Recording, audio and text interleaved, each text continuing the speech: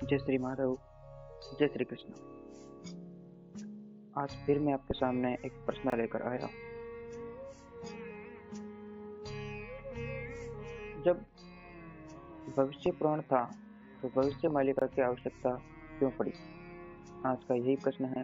हर कोई यही पूछ रहा है कि जब भविष्य पुराण पहले से ही था तो भविष्य मालिका कहाँ से आई और इसकी आवश्यकता क्यों पड़ी? आइए जानते हैं इसके उत्तर के बारे में। समय समय पर भगवान के निर्देश से विभिन्न धर्म ग्रंथों की रचना मानव सभ्यता के कल्याण के लिए की जाती है तथा कुछ धर्म ग्रंथों में संशोधन भी किया जाता है।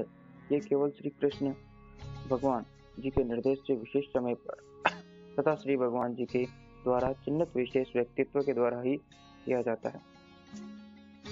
भविष्य पुराण में कलयुग तक की स्थिति का वर्णन किया गया है। देखिए, इसमें ये बताया गया है कि भविष्य जो पुराण है उसमें कलयुग की स्थिति बताई गई है, लेकिन भविष्य मालिका में क्या बताया गया है वो आगे देखते हैं।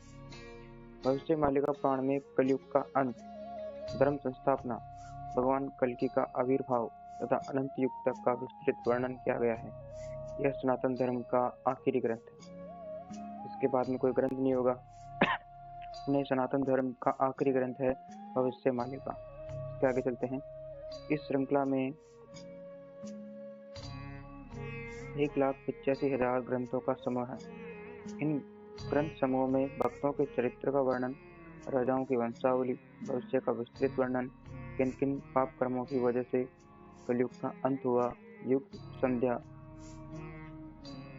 धर्म संस्थापना, भगवान कल्कि के प्राकट्य, मानव सभ्यता की सुरक्षा तथा उद्धार के विषय में विस्तृत वर्णन किया गया है। अर्थात इस ग्रंथ में, इस भविष्य मालिका में भगवान के अवतरण और विनाश काल सभी के बारे में बताया गया। इसके आगे चलते हैं।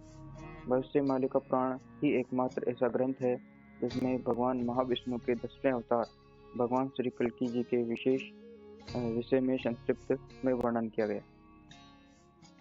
इस भविष्य मालिका में भगवान कल्कि के 10वें अवतार के बारे में विस्तृत वर्णन किया गया है।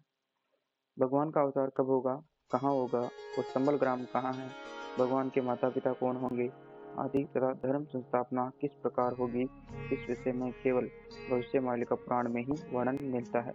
ये जगन्नाथ संस्कृति का परम तत्व है।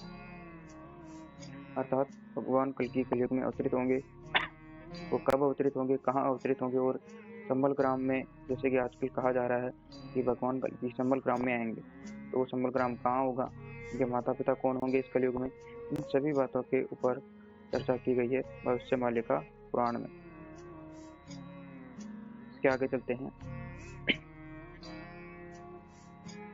भविष्य पुराण या अन्य किसी भी धर्म ग्रंथों में भगवान श्री महाविष्णु जी के 10वें अवतार श्री कल्कि भगवान जी का इतना विस्तृत वर्णन नहीं किया गया। अन्य सभी धर्म ग्रंथों में भी भगवान कल्कि के बारे में बताया गया है।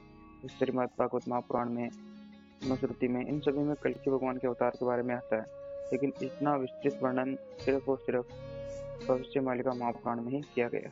इसलिए आप भविष्य मालिका जरूर पढ़ें और त्रिकाल संध्या करते रहिए। आप इस विनाश काल से बचे रहेंगे और सतयुग की तरफ आप जा सकेंगे। जय श्री माधव। बोलो प्रेम से आनंद से एक बार हरि हरि।